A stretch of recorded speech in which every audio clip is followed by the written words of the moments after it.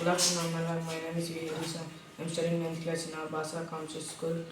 My project name is Rain Safe Technology Compounds.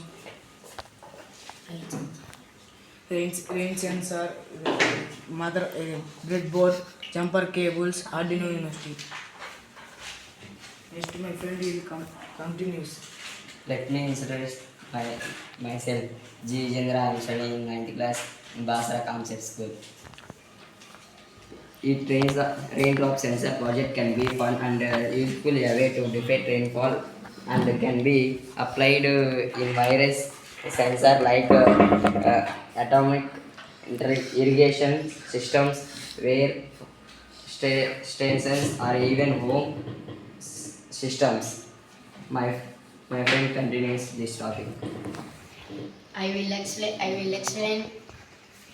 This project. I will explain this project.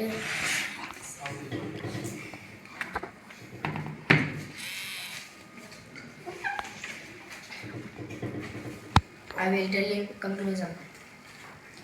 The raindrop sensor project in experiment in introduction to working with the sensor, the microcontroller, Arduino and relay word application like